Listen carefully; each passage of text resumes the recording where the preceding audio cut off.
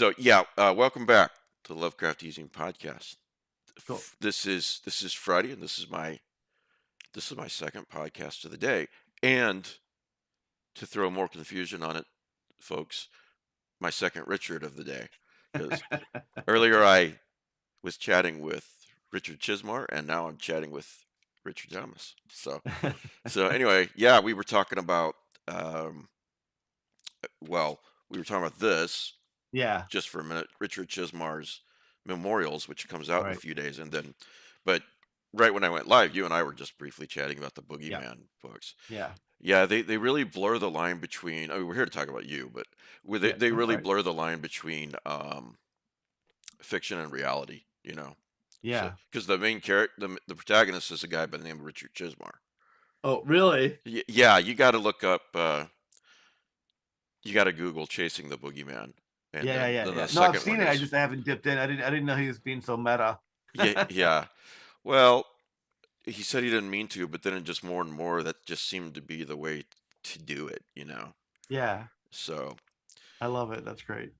so I usually do these live. This one's live as well, but it's just at a weird time, and so I think we're gonna get most of our viewers and listeners on the recorded versions, Richard. So, Sure.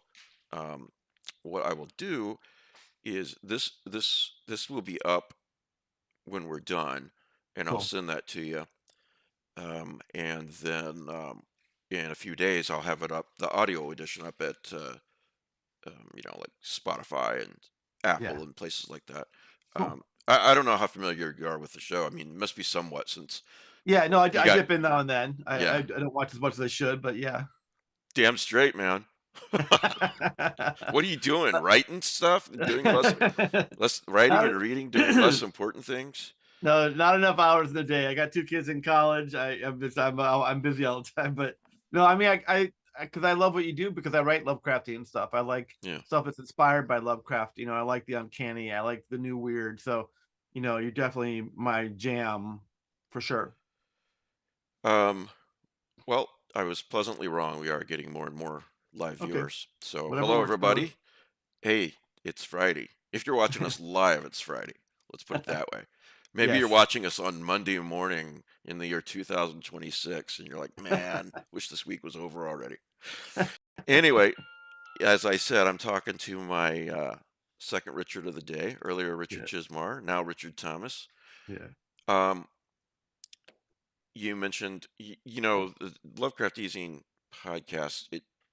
Yeah, its base was, as you probably know, Lovecraftian and cosmic Right. horror, and then it sort of evolved into weird fiction and horror Right. and everything. So yeah, but speaking of cosmic horror, you've got a book out now called Incarnate, Yeah.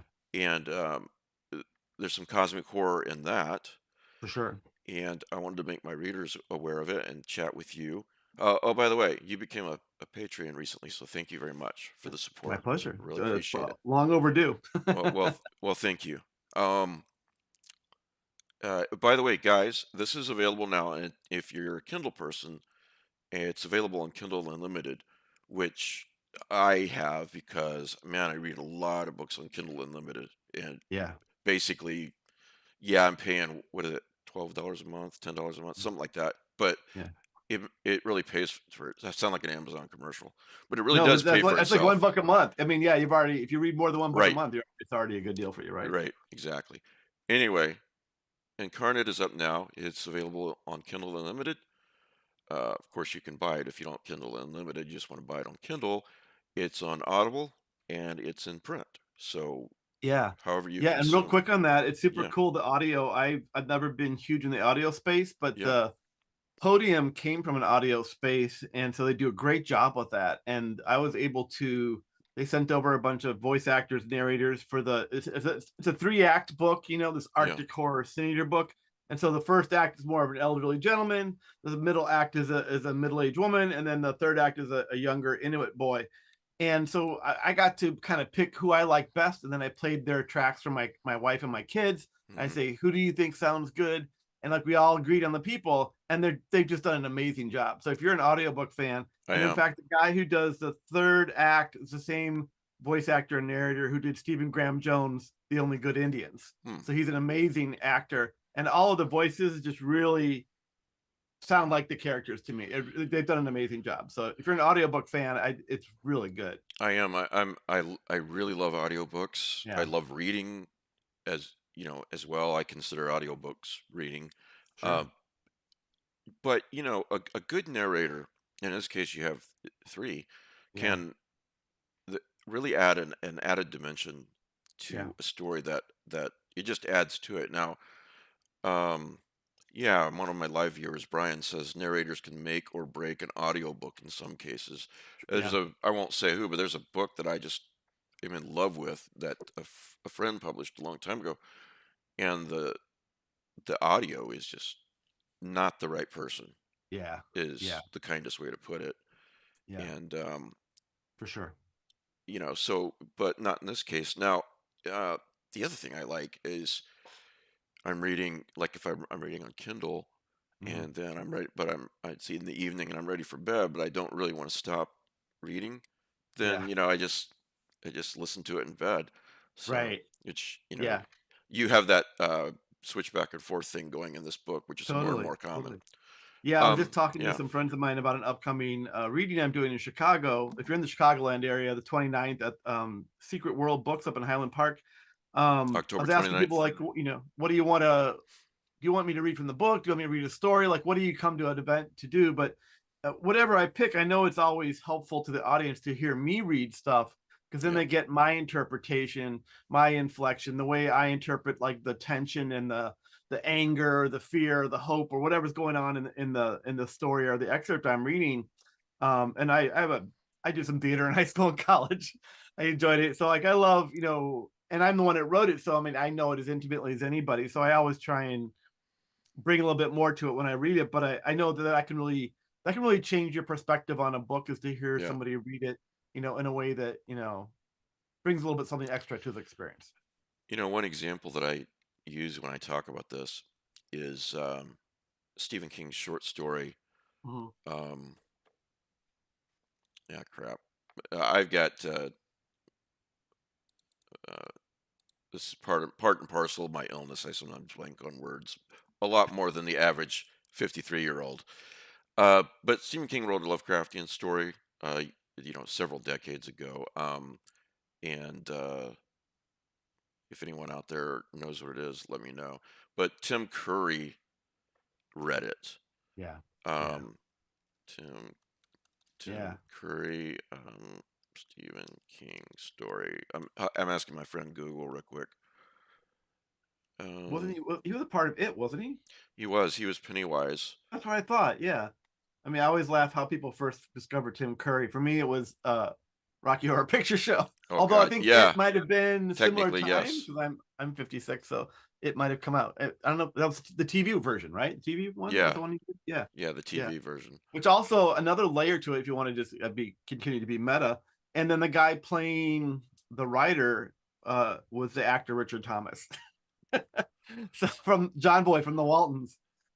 So I think it's always hilarious when I was watching. I was always Yeah, excited. It would list all the names and it would say and Richard Thomas. I think it was just alphabetical. It was just last, but I always making that connection. I just thought was kind of a thrill for me. actually, when I announced this a few days ago, somebody made a little uh, humorous joke about it. Oh, you're getting Richard Thomas on there, and I was like, I didn't remember he was John Boy. I was like, Yeah, yeah, yeah, I just said Richard Thomas. And he's like, no, no, they had John Boy actor. yeah, yeah, yeah. And It like, cracks me up because everybody knows it from Walton, but he had some crossover with Stephen King, and I thought he did something else too. But I mean, that's what it small world. yeah, I just thought of the story, Crouch End. You remember that Oh one? yeah, yeah, yeah, yeah, yeah, And it's a wonderful Lovecraftian story. yeah. And I'd read it several decades before I listened to Tim Curry read it. Mhm. He, Yeah, he I think that's in Nightmares and Dreamscapes. yeah, It was Stephen King's collection, and the added dimension that he brings to that story, on top of it just being a great story, is a perfect example of what we're talking about. You know, totally, totally. so yeah, love audiobooks. I'm very happy that you have three different narrators for the Yeah, three different parts. What is? Let's back up for a minute though, and what is Podium Audio? Yeah, so Podium, they're my publisher for Incarnate, and they've been around for a while, and but they were mostly in the audiobook space. But in the Sure. last couple of years, they decided to push it more into the print space.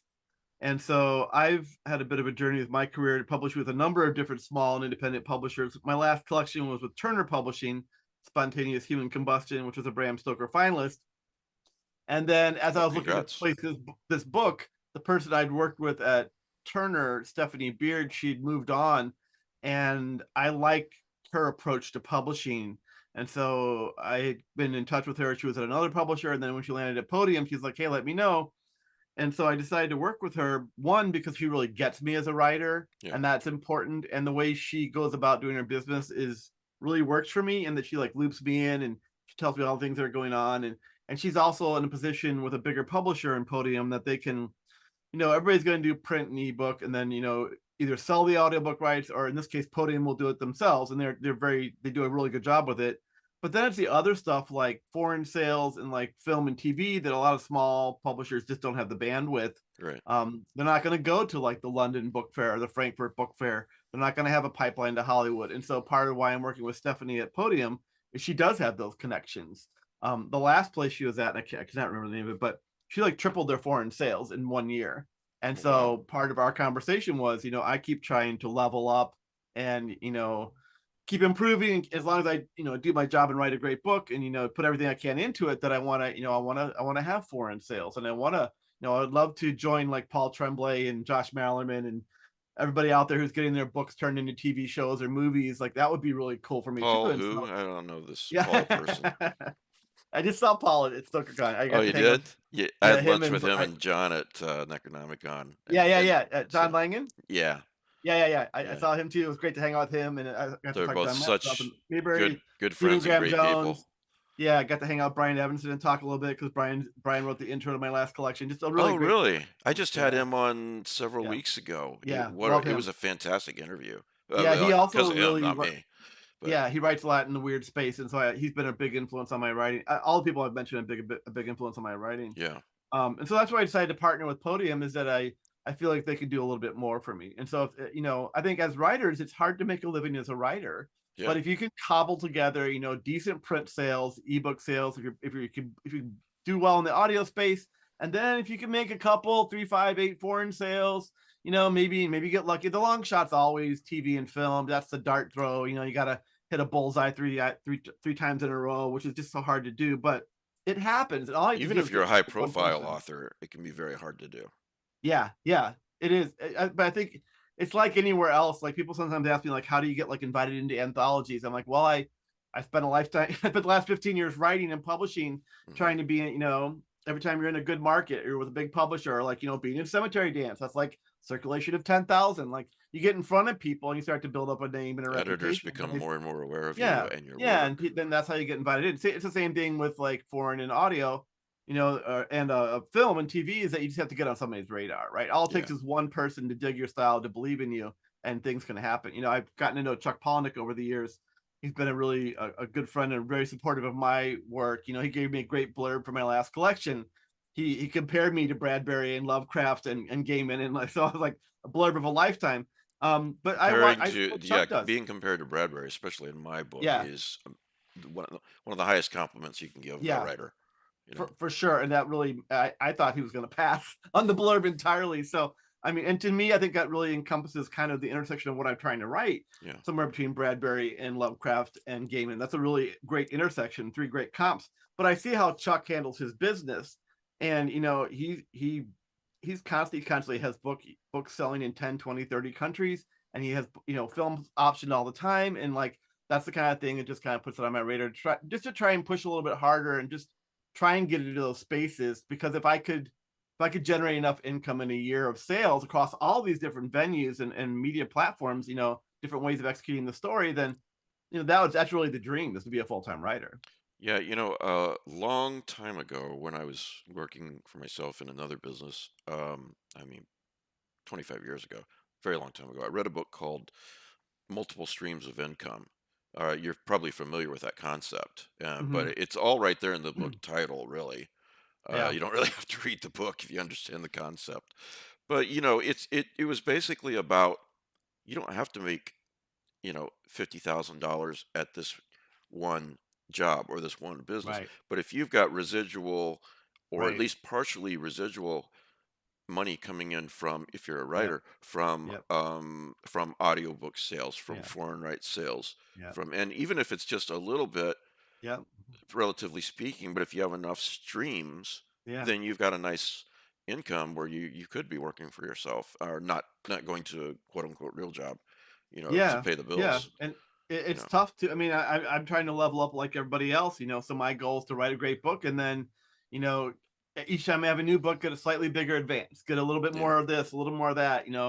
I was I was lucky enough to get a write up of Incarnate in the New York Times. That's I the saw first time that. I've ever gotten in there. Gabino Iglesias, who I go way back with, had me on his list of books for September, and like, so that's like a bucket list item. So it's all these little things, like it's baby steps for me, even though I've been writing for 15 years. That's why so often you hear like, oh, overnight success, and you're like, yeah, that mean that guy's been Hmm. teaching at a university and writing at night for the past 20 years. Like, that's your overnight success. Exactly.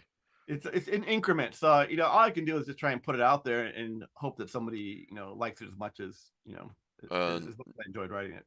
Nathan was on the show about a month ago. Nathan Ballingrud. Downgrade, yeah, yeah. Yeah, and he's got some recent really great new books. But we were talking about, kind of in this vein, but also while you're leveling up, Yeah. while you're whether you're a writer, whatever kind of creator or business you're in, while you're leveling up, you need to also be enjoying where you are and enjoying the True. process, which is it.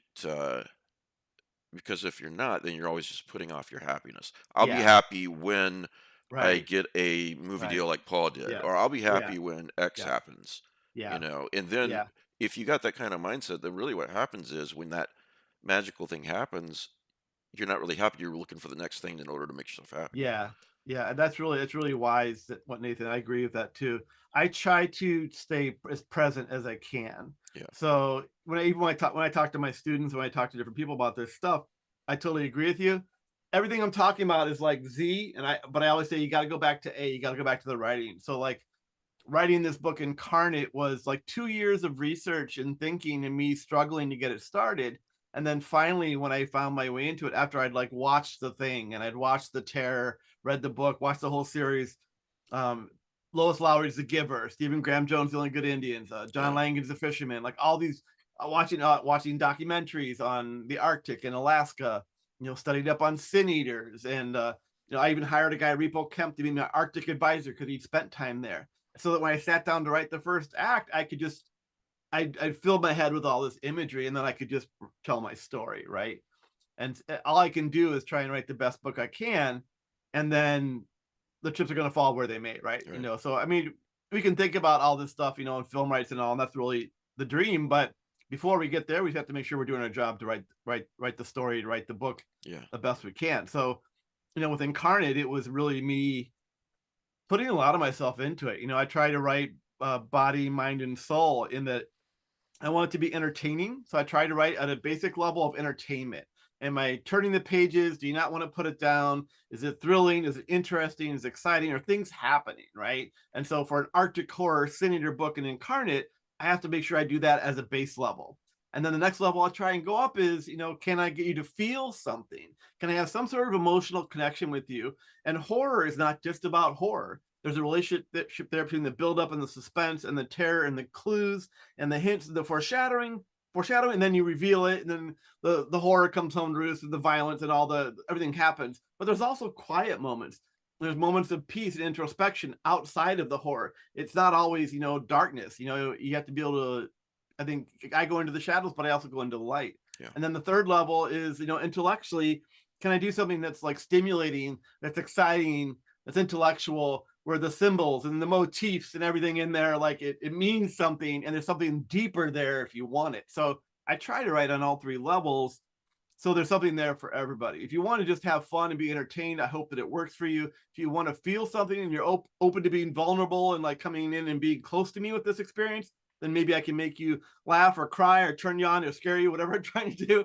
And then if like intellectually, if you can have some sort of like epiphany or aha moment, like I think that's the epitome of doing everything is that if I can, when you put it down, are you still thinking about it?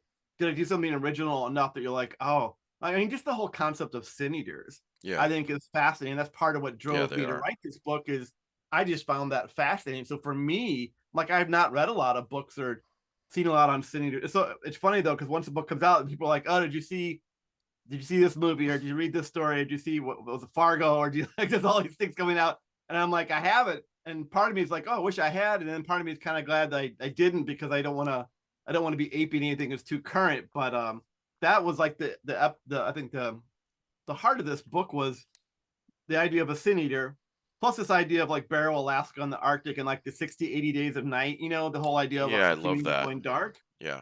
And then before that, it was this idea of it was a story I taught in my dark fiction class called The Familiars by Michaela Morissette. It was in the Vandermeer giant book on the weird. Yeah, I have that. Yeah. Um, I reprinted it, and it was basically it's kind of a imaginary friend, creature under the bed, spirit kind of story. But the way I interpret it is that it's a manifestation of grief.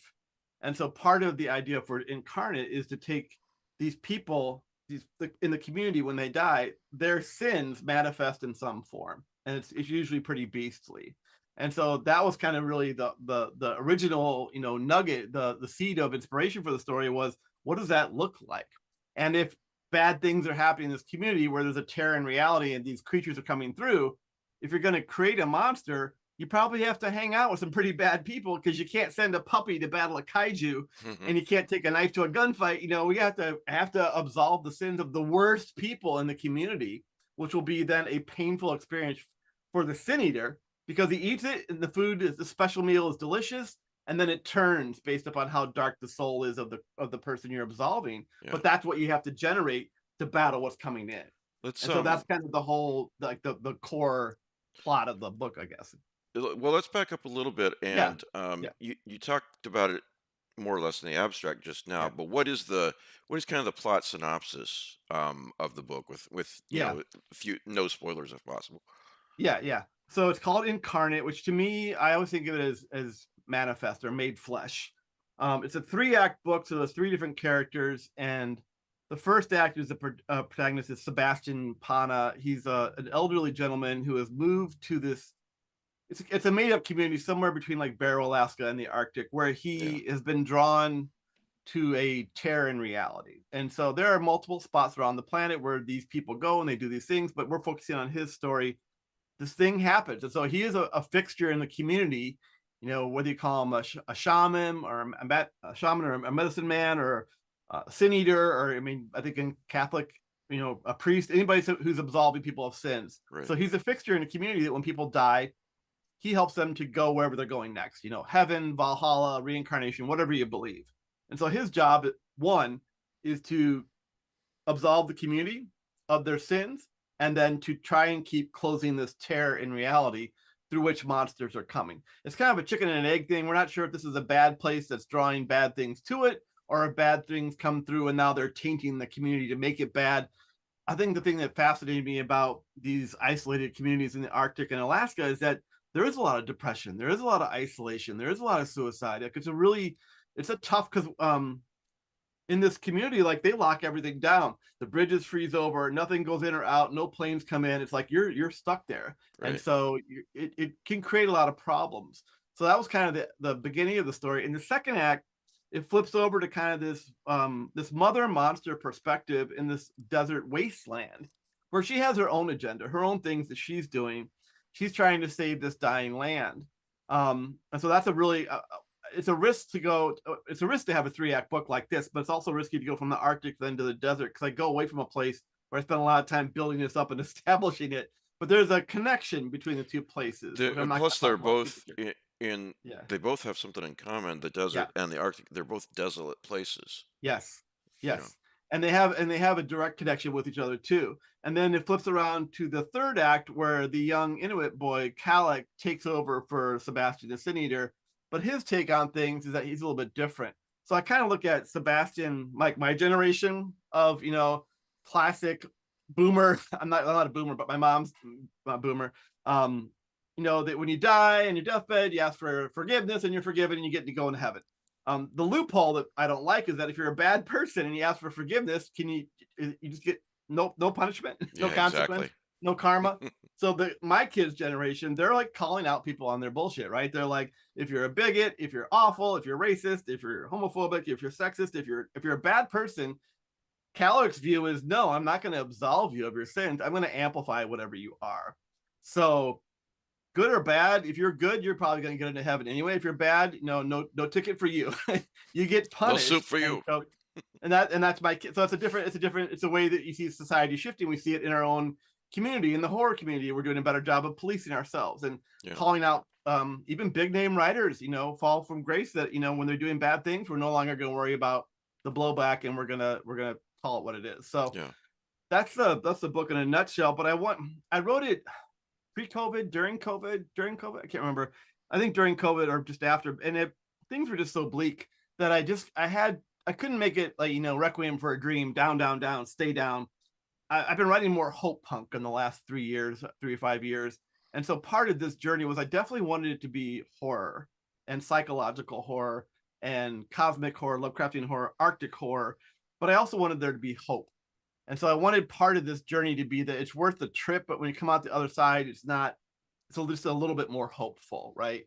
And so that was really important to me to have that journey. And then when you understand the difference between Act One and Act Three, you get a better sense of what I'm talking about. I can see where that could come from, at Yeah, least partly from COVID too. I often yeah. thought about during COVID and after, um, well, many things, but one leaps out is Sam's speech to Frodo in the Lord of the Rings Mhm. in the Two Towers, where he basically says, you know, it, how could the world go back when it, to the way it was when everything had been so dark? But in the end, this is only a passing thing.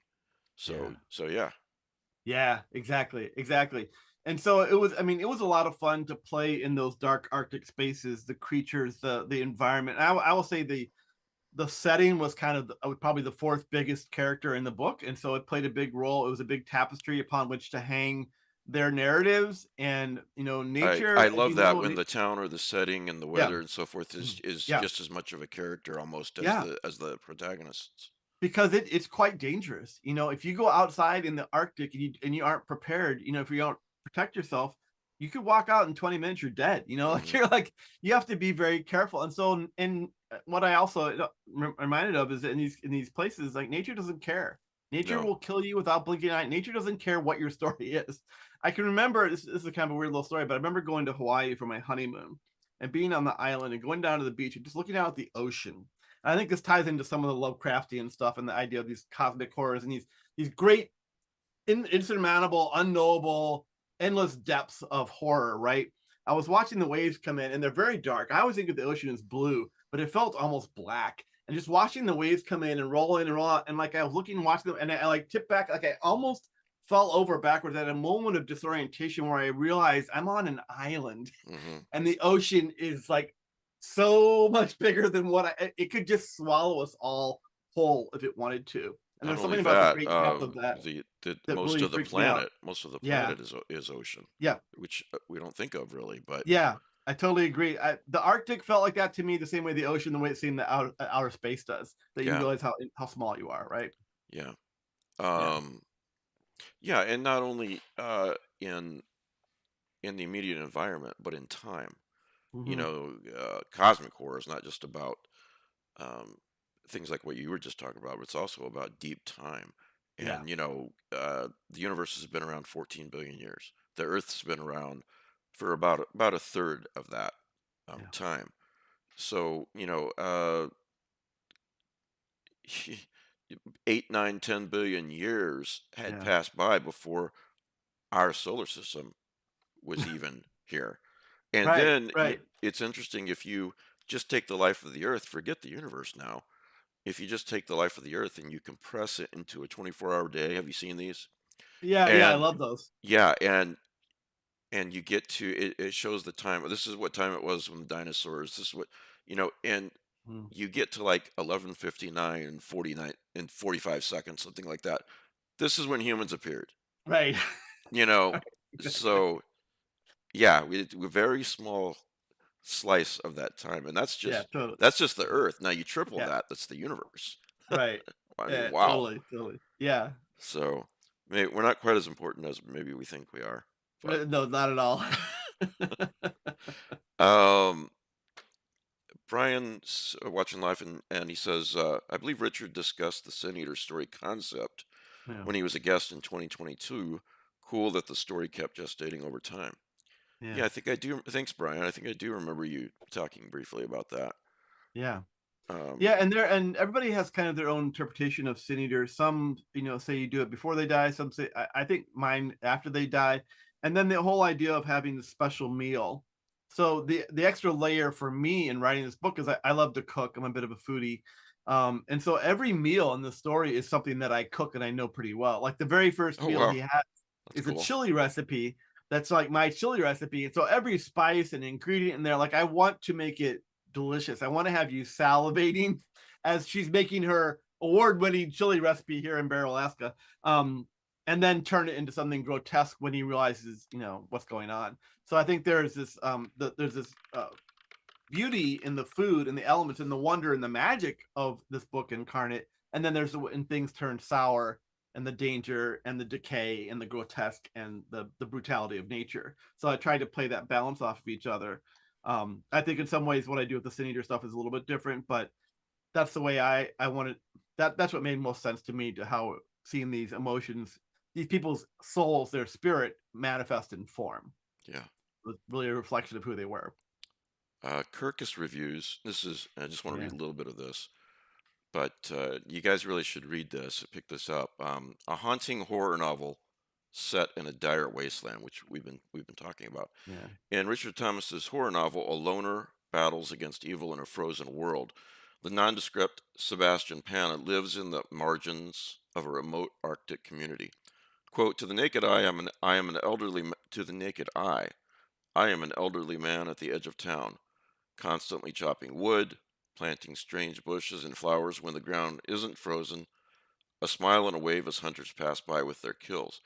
In reality, though, Sebastian is a sin eater, a shaman who helps the unsettled dead pass over to the other side.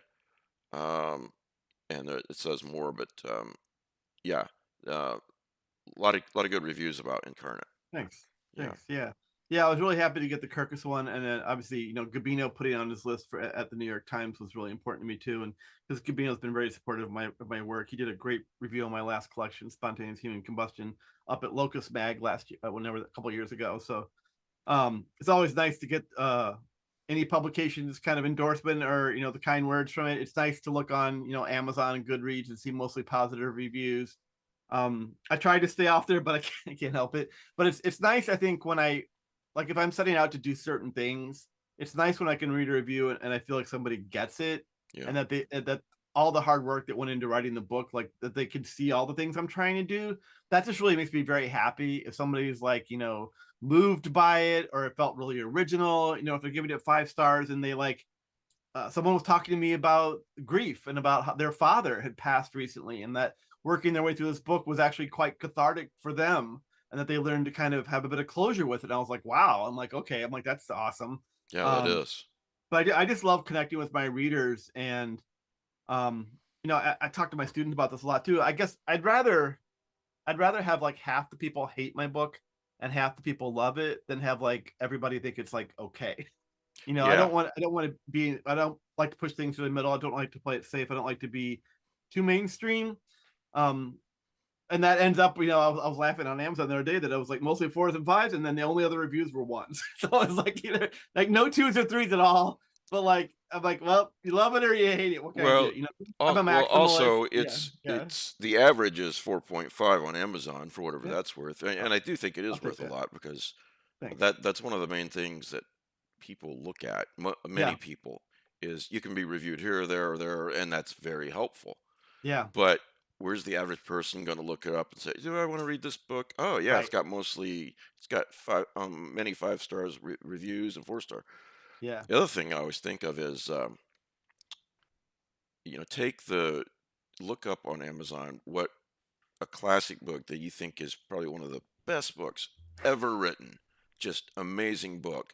And there are going to be idiot 1-star reviews on it. Yeah, So, yeah. you know, you just, There'll be it's like a 4.1. Yeah, it's gonna be a right. bunch It's, of it's just not gonna, it's, there's always going to be those people, you know, yeah, so, yeah, and if the best book out there is getting 1-star reviews, then yeah, yeah. so is everybody else Yeah. going to. Although I will say, I probably shouldn't be reading reviews, but I do look at it sometimes to see if there is something, like if somebody does not finish or somebody gives it a 1 star and says something, like if they say something and I know it's not accurate or it just wasn't for them, I'm like, that's fine. But if Yeah. they say something, I'm like, oh, that's a good point.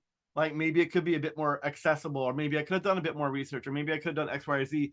I read them to see if there's a place I can improve. So I don't get mad at people for giving me low reviews. I try to look at it and think to myself, is there something I could have done different? And so I try to learn from my every book I put out and every story or every story collection to see, you can't please everybody all the time, but if there's a recurring theme of people who like feel it comes up short, maybe there is something I can do for the next one. Well, I mean, it's a very mature way to look at it. And again, well, no, I don't say that sarcastically. I mean that. And the other thing is, you know, I say this a lot, but in life, there's so much that happens that we can't control. But the thing that we Yeah. almost always can control is our reaction to it, you Right. know, and Right. that makes all the difference in Yeah. so many cases. Yeah, and I Yeah, I try never to yuck anybody's yum. Whatever people dig, whatever you're into, whatever you like, there's something out there for everybody. As long as you're not being hateful and hurtful of like people in the real world. Like I'm like, enjoy what you enjoy. So I'm like, if my thing's not their cup of tea, I'm like, I'm cool with that. That's okay. I read stories in the best of the year all the time. And when I was in my MFA, we had to read the New Yorker. And I've read plenty of stories where I was like, oh, I did not like that one at all. I'm like, okay, so that person's not for me. That's okay. Not everything is for everybody, but how about the one I star guess I review that says book was damaged and arrived late? thanks. Yeah, Thanks a lot. I exactly. wish I didn't do my job. God I damn know it. that's hilarious, but I know myself isn't going to be for everybody, and I'm okay with that. Well, I can tell you for sure that the people who listen and watch this show, this is exactly what they would enjoy. So Thanks, man. I hope you guys will pick this up. Yeah. Um, what else was I going to ask you? Oh, I did want to, I put you on the, I did the wrong guy. I'm going to highlight you on the screen here. And I want to know about your background there, especially that guy behind your right shoulder. Oh, oh, that guy. Yeah, Yeah. yeah, sure. Um, yeah. So I was lucky enough a number of years ago to get invited to teach a workshop in Transylvania. So Wow, nice. yeah, so like 5 years ago, 7 years ago. God, I'm bad with time. And somebody reached out, and I'm like, who's this weirdo? I'm like, I'm not gonna get abducted, thank you, ma'am. Um, but I looked up the person, Tasha, and she was a real person. She's in Europe. She's a teacher. She's part of something, teachers over there, part of the different organizations. And I was like, well, how do you know me? Like, I'm like, she talked about like some stuff of mine she read. She's like, I'm doing this horror workshop in Bran, Romania, and basically in the shadow of Bram Stoker's castle. Would you come over and do a workshop? We'll pay for you to come over, airfare, and put you up and your time. And I was like, Hell yes. okay. And so like, Transylvania, man. You'll pay yeah, me and pay for everything. yeah, yeah. And it was such a great trip. And then it was so cool because then I think the next year or the second time they did it, they asked me if I could refer somebody that would be do, and I referred Brian Evanson, and then he went Oh, over and good. taught it right after me. Like I almost wanted to go back just to study with him in Romania. Um, but it was such a cool experience because I'd never been to Europe really. And I mean, going to Romania it's a journey. I mean, you're driving like an hour out into the country, and you just really felt like anything was possible out there. You felt like you were closer to the horror, closer to anytime you get rural for me, anytime I get really deep into the woods or the desert or someplace, I just feel like I'm away from technology, that things are possible. And a lot of things happened. I mean, we went to the Bram Stoker's castle. When we first showed up, like they had these priests who blessed us all. And like, I mean, with the holy water and like speaking in You're Latin. basically And doing Harker's journey there, man. dude, and it was like it was funny because everybody, we had a wide range of like religious beliefs. You know, we had Christians and Jews and Muslims and atheists, and like we get the whole gamut. And but every single person, when the priest, the Roman Catholic priest, when he went around with the rosary, every single person kissed it. And I'm like, hey, you know, when in Romania, right? You know, it was also really funny too because he's speaking in Latin, and the whole time he's going through this ritual, the ceremony, I'm like, is he blessing us or is he like offering us up? Like I wasn't quite sure. It felt nefarious, but yeah, we did a lot of great things. Every night at Did you like the feel like you same were time. leaving the West and entering the East? Yeah, exactly. Every night at the same time, it was like 3:14 in the morning. I would hear a presence outside my door, and I would wake up, look at the Really? clock, I would hear the noise every night at the same time. And I kept asking the woman in the room next to me, I'm Wow. like, "Were you guys up really late last night?" And she's like, "No, we went to bed at like 1:30." So that was happening every night. I remember because we were in a bit of a valley, and I mean, it was crazy. You would see women with like the poles and like the buckets of water, and you see people with like giant bales of hay. There was a guy on like the hill behind the hotel who's like cutting the grass with like this giant scythe. Wow. Um, you would at night you could hear things moving up and down the valley because you could track the way the dogs were barking and they were following something. The only thing worse than hearing something moving through the valley and dogs barking is when everything goes silent. That's Did, even worse. They had peacocks on the grounds, and like if you ever heard a peacock, it sounds like a woman screaming. yeah. One of the writers who was there, Holly Moncrief, I don't even know her. She's an amazing Mm-mm, writer. She I had her don't. camera and she'd taken pictures of like this really innocuous like door at Bram Stoker's castle. It had like a wooden heart carved into it. But in going through the digital pictures, from one picture to the next, a face appeared in the heart. Wow. She and I also later, like the second to last day, behind us there was this one tree way up this hill. And we said we're gonna climb up to the top of this hill. We want to get the view. We want to go up there. So we climb up it. It's so steep that we have to crawl on our hands and knees. We get up there. By the time we get up there and look back down at the hotel, the bed and breakfast and the community there, and the fire is going. It's gone dark. So now Yeah. it's dark out. So now we have to like And crab you're walk in a on our horror movie butts. now, Yeah, basically. totally. We're like crab walking on our butts back down the hill so we don't like slip and. I couldn't stand up. You would have broken your leg trying to get down. We get down to the hill. We come to the fire and we're like, oh my God, that took a long time. And they're like, yeah, you made it back. And they're like, what was on the hill with you? And we're like, what are you talking about? They're Oh, like, there were two jeez. sets of red eyes halfway up the hill. And while they have like sheep and stuff on the farm there, but like, they're not nocturnal. So I don't know what was going And on, probably but not red-eyed sheep. probably not. Yeah. So this guy, the mask, was over like the mantle of the fireplace where we would, you know, meet for our meals every day. And I just was enamored with it the whole time. I'm like, oh, this is so beautiful. I'm like, is he a local artist? Does he have like a shop somewhere? Could I go like support him? I'd like to buy this. This is so Yeah. cool. And the owner of the bed and breakfast said, he's like, no. He passed away a number of years ago. You know, he was a local artist. We all loved him. It's not for sale. And I was like, okay, all right, cool. And then at the end of our time there, because we were very respectful, they take the vampire stuff very seriously. They don't find it Yeah. amusing at all. And they Yeah. have a lot of old school, old world, like almost we don't say gypsy like Romani, like old world beliefs Yeah. that they really respect. And so we tried to be respectful when we were talking about the horror stories we were writing, folk horror and culture and people and whatnot. And at the end of the trip, he's like, I know I've seen you looking at that all week. He's like, I'd like to give it to you. And Wow. so he gave it to me as a gift. And he's like, the only catch is that you have to come back. And so like I don't Yeah, so that's like an easy decision, right? yeah, right. Well, I took it. I'm like, well, do I have to come back like immediately? Like, what does the curse not kick in until Right. I don't come back, or can I come back as a spirit? But I will tell you, I had my giant suitcase. I had that shoved in my suitcase, and I don't know how it came through customs, Mm. but they didn't touch it.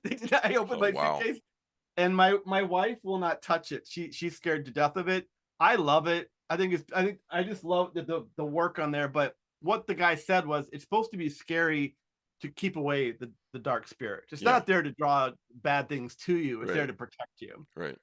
Yeah, and so I love that. I put it there because I know people can see it, and it's just it's such a cool. I love original art. I try to support artists whenever I can. Like I I bought when there in Ukraine there was an artist, and like I bought this from her. just because I wanted to support a kind of a struggling Ukraine artist. And Oh, wow. like I love original art. It just makes me happy. I like to surround myself with a lot of Yeah. cool, weird things Well, and and it's help inspire me. helpful for that inspiration in the mood Yeah, atmosphere. I'm glad I asked you about that because um, otherwise I wouldn't have known about this Transylvania trip. And yeah. that's just it's some amazing stories. Did you ever figure out what was the presence at 3:14 every night? No, I just I'm gonna assume it was some sort of spirit or something. Yeah. I mean, when we were in Bram Stoker's castle, and looking around, like they had there were like these off the beaten path. They had like these rooms with like the torture devices and stuff, and like you just had a sense that there was a lot of it has a lot of history in the area. Yeah. And so I don't know if it's an older spirit or a new spirit. It didn't feel harmful to me, but it definitely every night I was just like, that's interesting. I talked to so many different people, as you know, Yeah, um, with different beliefs. What are yours? I talk oh to man, atheists, I talk to yeah, Christians, yeah, all, people who are spiritual in some yeah, undefinable way. mhm. All that. What are your beliefs? Yeah. That's a great question. The next book I'm trying to work on, I'm just calling it the vibration book right now, but it's this idea of that I feel like there's things around us all the time, Hmm. and that we just don't see them. Whether talking about like ghosts or spirits or aliens or demons or angels or whatever whatever you believe in. Um, and so the book I'm trying to write is about this idea that when you vibrate at a higher level, you see different things than if you vibrate at a lower level. When you're doing good things and you rest and you are healthy and you're doing good things, and then you vibrate, you bring good things to you. Hmm. You're in a good space, good energy, you bring good this. If you're in a bad space, if you're sick and depressed and like doing a lot of drugs and like hurting yourself and surrounding yourself with negative people, you bring more negative things to you. And so the whole concept of the book is kind of this new age medicine angle coming into a horror story. And there's not a lot of stuff out there I've been able to find that there's a good reference point. But I believe I've seen a lot of weird things. I've left my body. I've like rewound time. I've like talked to God. I've been in the desert where I felt like reality stopped. Like I've just seen a lot of weird things in my time, and I believe in a lot of different things happening. I was out at StokerCon and I was talking to a friend of mine, because she has a lot of good, strong beliefs, and she's a bit of a clairvoyant and kind of has some life experiences with seeing different things. And she was talking to me about kind of this guardian angel, like this angel. Hmm. Um, I have a story coming out in this Neutral Milk Hotel anthology next year. It's the first time I've written like a biblically accurate angel story. It's kind of grounded in a puritanical witch story, folk horror. It's a really weird little story, but I love it. And so I was doing research into this stuff, and so I was just picking her brain for like, what have you seen? What do you know? What do you believe? That kind of stuff. I've been talking to everybody about this stuff, trying to do research, and we were done with our conversation. She's like, "Oh, you think I'm a nut?" I'm like, "No, no, I believe all this stuff." That night, she texted me and said, "Richard, my guardian angel, I found something in my backpack that wasn't there." She's like, "There's a piece of jade in my backpack," and she says, "I think it's for you." And so the next day, I saw her and she gave it to me, and this is the piece of jade that she gave me, Wow. which is just. And she's like, "I think this is from my angel, my friend, who wants to give it to you. Uh, he wants to help you with your book, and it's like." If you when you're thinking and meditating on your book, and just kind of hold it, and it's weird because when you pick it up it's cold, but the longer you hold it, it gets warm. And so I've been trying to see if this will help me channel whatever my book is. um the You're saying basic concept. you're writing biblically accurate angels in there? Well, Because it's this idea. those guys were pretty scary, They're actually. very scary. They're Yeah. very scary. The story I have coming out in the Neutral Milk Hotel story, which is called Naomi Ascends, based on their song Naomi. It's the first time I've actually written like a biblically accurate angel. It was partly inspired by Ted Chiang's story. Um, Hell is the absence of heaven, or heaven is the absence of, yeah, I think that's what. Yeah. But really powerful, and that the idea that these angels, when they show up, they are quite destructive. So they're healing people, and they're like people are all these great things are happening at the same time that they're like decapitating people with like the light and stuff. So like I'm like, that feels like a horror story to me. Yeah, And if so you the whole in the idea for this Bible comic, in the Old Testament yeah, when a character meets an angel, their immediate reaction is they fall down, they're trembling, they're afraid, hmm and hmm half the time the hmm angel has to say, "Don't be afraid." But there's a reason yeah, why they say, "Don't be afraid," because they're fucking scary looking. Terrifying. Right, Yeah. right. Have you seen the movie A Dark Song? Oh yeah. So you know what I'm talking about at the Yeah. end of that movie. That was Exactly. such a so unexpected and so beautiful. I was crying at the end of Very it. well done movie. All the stuff you're talking about with faith, this the reason I'm telling you all this is because it all really kind of goes to the heart of what I believe in, and the kind of the core rules of the book. I have one scene. All I can picture so far of this book is a guy sitting in like a hut somewhere, and you see a doorway open. You can see the ocean and the sand outside, and he's like just meditating and chilling out. But he looks to the corner of the room and he sees something sitting in the shadows, something he shouldn't see. But through his inadvertently, he does the four things you need to do to make this appear. Hmm. It's kind of like a more new age, maybe Hellraiser box kind of thing. I didn't want it to be a button or a box. I wanted it to be a series of things, and not be easy because I don't want you to just push a button. It's not about changing reality. It's not like a Blake Crouch book. But he sees this thing in the corner, and it's just kind of this dark, sketchy, kind of squiggly thing. But you can tell it's kind of sitting there, just chilling out. But what the thing does is it looks over at him, sees him, seeing him, is like, oh, you can see me. And that's the moment he comes out of it. He's like, oh shit, like this kind of leans into Lovecraft and cosmic horror. Careful what you ask for, careful what you pray for, you might bring it to you, right? So the four rules I have in place for the book are: one, you have to have a very strong emotion. So it could be bliss or euphoria, or it could be like grief and sorrow. Second rule you have to have is that there's an amplifier. So that could be ritual, it could be ceremony, it could be drugs, could be something else, but something that's going to amplify your emotion. The third thing is you have to be seeking something specifically. You have to ask for it. So if you're laying awake at night and you're praying, you're asking for something. Be careful, you don't know who's listening. And then the fourth thing is that the thing has to want to be seen. And so if all those four conditions are present, you might be able to see something. It also is a little bit reminds me of there's a X-Files episode where the guys at work, it's been a long time, and everybody thinks he's a monster. And he's Hmm. like, I'm not a monster, I'm not a monster, I'm not a monster. And they like show up at his house, like literally like with pitchforks and torches. And it turns out he is a monster. But what I thought was really interesting is that not that he was a monster, but in that moment, everything around him is monster. Like the shingles on the roof like fly off. They're all like winged creatures. The corners of the hut like stand up and like march away, and they're like part of a weird creature. Which episode was this? I want to. I can't think of the name of it. If I can remember it, I'll let you know. But Yeah. it's just to me, it's this idea that there's all these things around us. So this is a long way of me answering your question. What do I believe in? I believe in a lot of things. I believe in a higher power. I don't believe in God as like Santa Claus. I believe in reincarnation. I believe I've been here before. Um, I believe there have to be aliens, other life out there.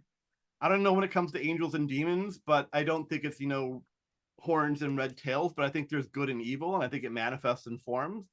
Um, so I'm pretty open. I mean, I think I've communed with God. I've communed with nature. I've seen things. I've seen enough things to feel like we don't know half the story. When you leave your body or rewind time, or when whether you're tripping or whether you're straight, in these moments, so you can see a lot of weird things in nature. Nature can be holy. Nature can be like brutal.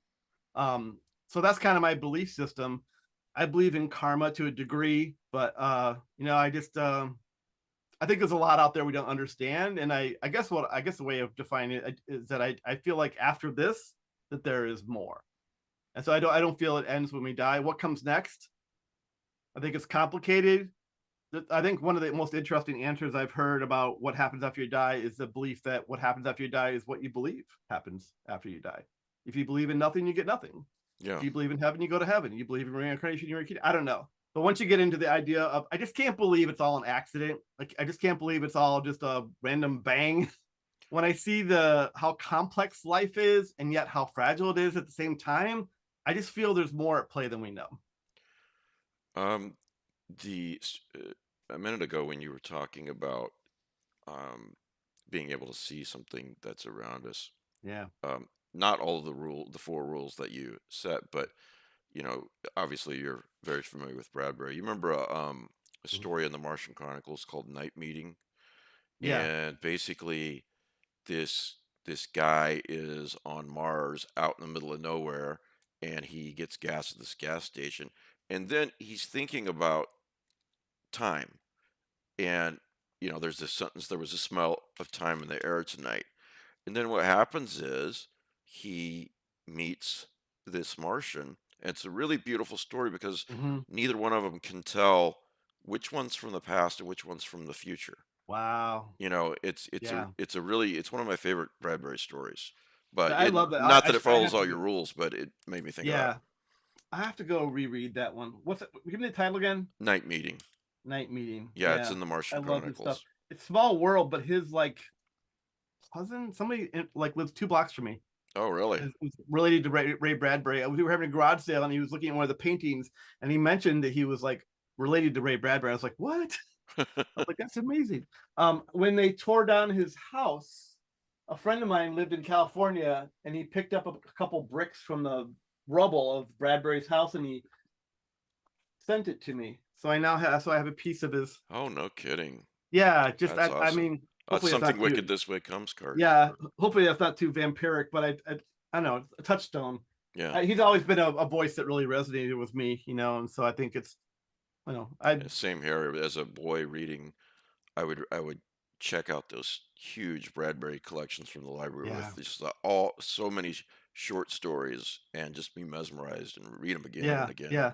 A movie that really speaks to what you're talking about is whenever I get to the end of the movie Arrival, that always makes me Oh, bawl yeah. my eyes out. What that does with time, I won't spoil it for anybody out there who hasn't seen it yet, but really you should have seen You it by now. should, yeah. But when you have the realization of what's happened there, like it just, I watched it with my daughter, and we were both just bawling our eyes out. That I find that really powerful. And my wife is not into horse and not into sci-fi at all, hmm, which you could definitely call that a science fiction movie, yeah, yeah, but she loves that movie, yeah, because it's yeah, you really can't talk about it without spoiling it, but it's yeah. it's a movie that everyone should watch. And it just really gets me thinking about what we know and what's possible and what's really out there, and how Yeah. evolved or lack And of speaking of Ted evolutionary. Chiang, that's from a Ted Chiang story. So, Yeah, exactly, exactly. I love his stuff. yeah, me I too. Speaking of like immortality, if I'd won the Bram Stoker Award for my collection last year, the one of the final things I was going to say was they say that when we die, we have two deaths. That the first death is when our bodies stop working and we take our last breath. And the second death is the last time somebody says our name. Yeah. And so what I was going to say to the horror community was, may we live forever. I hope we're immortal, right? Because I think that's what is part of what I do when I write. Is that when I write, I don't know how much of my writing will stand up to the test of time. I don't know how many stories people will revisit, or if this book Incarnate is going to be on people's shelves in 100 years from now. But I hope it is. And beyond, my kids being alive and then their kids and whatever comes next, is that I try to write stories that speak to a lot of universal truths and have a lot of depth and emotion that they can be revisited, or that it works for you whether you're reading it in the 50s or 2024 or the year 3000. I think that's why I like Bradbury. It's why I like a lot of the people, the authors that I do like, is that they cross over and that they speak to a lot of universal truths. So it doesn't matter if you're set in puritanical times or in 2024 or on Mars in the year 3000, that we're speaking to common elements, common emotions, universal truths about love and loss and grief and hope, and Yeah. that's where you connect. And that's why so many different stories can connect with readers, whether depending, you don't have to even be a fan of that genre or that style. But if you have the depth of emotion and you have the layers of depth to it, body, mind, and soul, that it can really resonate and stick with people. Speaking of Bradbury and Live Yeah. Forever, do you know the story of when he was a kid and he um, met Mr. Electrico at the carnival? There's a very beautiful story, and he says a lot of beautiful things to him. He says, you are my friend from a past life and everything. But the real part I really like is he points at him and he says, "Live forever," which you just made me think of it. Yeah. I'm not doing it justice. Everyone should Google Yeah. that. Yeah. So, Bradbury, I think there's some authors who really lean to the dark and others that lean to the light. And I always felt like Bradbury leaned to the light. I think magic and wonder is just as important, oh especially in yeah, dark stuff. The word awful just means full of awe. you And so I think you you can take that however you want. you have to keep that sense of wonder. Yeah. And I found a short version here. He went to a carnival to see a magician named Mr. Electrico. This man sat in an electric chair and was electrocuted at every performance. Hmm. As the electricity shot through his body, he raised a sword and knighted all the kids sitting in the front row near his platform. Here's how Wow. Bradbury describes what happened when it was his turn to be knighted. When he reached me, he pointed his sword at my head and touched my brow. The electricity rushed down the sword inside my skull, made my hair stand up and sparks Wow. fly out of my ears. He then shouted at me, "Live forever." And there's a lot more of that what he experienced at that carnival, but Yeah. that's part of it. So, That's beautiful. yeah. You're gonna make me cry on camera. Well, if you read the whole thing, the Yeah. conversation that he Yeah. has with this guy afterwards, um, it is very, very, very touching. Yeah. Yeah. And I think, see, I feel like I've just seen so many different things. Like I was talking about what I saw in the desert. My family and I were driving cross country and we stopped in the painted desert. And there was a moment when we were down in the desert. It's beautiful and nobody else was there. And there was a moment where it went very quiet. And I said to my wife and my kids, I'm like, hey, hold on a second. Let's be quiet. I want to hear something. And everybody went quiet. And what I heard was nothing, nothing at all. And in that moment, I felt three things. One, I thought I died because for a second there was no context for reality. The other thing, I felt very holy. I felt like in a way I was communing with something special, something spiritual. And the third thing was I thought maybe the Matrix had broken. that, that there was a glitch in the Matrix and the sound app had, stuttered for a second. There's this a kind of a modern day story about a small town in the Midwest. It was a foggy night and they had billboards that were digital and people looked up in the sky and all they could see was Air 404. they Oh thought that yeah. they thought it was like a modern day, War of the Worlds. It's just a billboard, but it just makes you wonder. I feel like there's so much out there, and I guess I'm always going to be an optimist, a glass, even if it's 51%, a glass half full versus a glass half empty. Um, just because I want to believe that there's something more out there, and I want to believe this isn't it. But at the same time, I try to do everything I can in this life to, love the people I'm with and support those I can and help people wherever I can. At the same time, while I write all these really dark stories. But hopefully it could be. I mean, I think that's why we ride roller coasters. We don't really want to die. We just want to cheat death. We want to get close to it, take a look at it, and then go home and Yeah, have something, right? that's true. Um, I'm trying to find the yeah, one autumn weekend in 1932. Um, let's see here. Give me one second. Yeah. What genre would you even say Bradbury writes? Because Oh, you can't pin him down. I mean, right? there's very nostalgic. There's Yeah, sci-fi. There's horror stories. yeah, I mean, his short story "Gotcha" is probably the scariest short story I've ever read. yeah. But yeah, I you love that he's can't a pin him hybrid down. writer before we had hybrid writers, right? Yeah, and then there's the short story. I forget the title, but it's about um, um, he goes to his a childhood beach and the castle that has half formed, and he says, "I'll help you finish it because this they found the body of his friend who disappeared, and she Oh my god. was um, 12 years old." Oh, And then he sees this half formed. It's a really wonderful story that I'm not doing justice. oh man. Um, so he's sitting and talking to Mr. Electrico. We walked along the shore of Lake Michigan, and he treated me like a grown up. I talked my big philosophies, and he talked his little ones. Then we went out and sat on the dunes near the lake, and all of a sudden he leaned over and said, "I'm glad you're back in my life." I said, "What do you mean? I don't know you." He said, "You were my best friend outside of Paris in 1918. You were Wow. wounded and you died in my arms. I'm glad you're back in the world. You have a different face, a different Mhm. name, but the soul shining out of your face is the same as my friend. Welcome back to the Wow. world." See, I love hearing stories like that. Yeah. I think sometimes new age stuff can get a bit woo woo. People get, Yeah. but I believe a lot of that stuff. I often look at even like deja vu as being this thing. It's a sense you've been there before. Um, and to me, it's like imagine if you're trying to play a video game, you're trying to get all the way to the end. Like it's familiar because you've been here before, but it's when you get to the places that you have no sense of having been here before that like that's the farthest I've ever gone in this game. Can I get all the way to the end, right? And I just feel like there's so much out there, and I don't know. I try to be open to it. I try to look for it, but I don't know. I'm probably not in this life. I probably screwed up too much of this one. I have to come back and try again. I do think that regardless of what you believe, whether you're an atheist or or a believer in some sort of spiritual Yeah. uh, that one of the most important things is to never grow out of that sense of wonder about life. Yeah. You Yeah. know, I agree. even if you don't think about anything that's so-called spiritual, there are so many strange and wonderful things in Yeah. the universe, Yeah. in life, Yeah. that are just amazing and real. I mean, pulsars. That's Yeah. you know, th- what kind of that's amazing. There's so much of that. You know, Yeah. the ocean, you were mentioning how dark it seemed that day. And you know, you go down not too Mhm. far, and the ocean. A lot of people don't think about this, but it's pitch black below a Yeah. certain depth.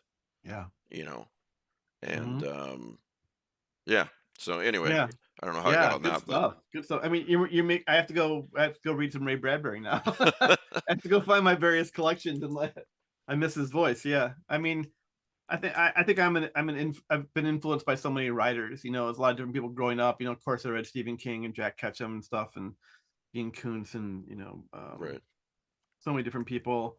Uh, American Psycho and whatnot. But I mean, I read the Beatniks in college, and I read literary in my MFA, and look at all the horror writers today and all the crossover, hybrid, surreal, new weird stuff. Discovering through Jeff Vandermeer, and through his Annihilation and China Mieville and the whole new weird movement. Like, it's just so many amazing, brilliant writers out there. I just try and kind of take in their essence and try to pay homage to it and do the best I can to do my thing and put it Yeah. on the page and make it worth your time, whenever I can. Well, guys, definitely pick up Incarnate, Thank you. by Richard Thomas. Thanks. Um, it's definitely worth your while. And Thank you, Mike. yeah, thanks for chatting with me, Richard. Yeah, man, it was great. Appreciate it. Anytime. I really appreciate it. Thanks for all the hard work and support you give to the community, not just to me, but to everybody. You're here for everybody. You're a hardworking man. So thank you for what you're doing. Oh, well, thanks. Thanks for saying that. Appreciate it, man.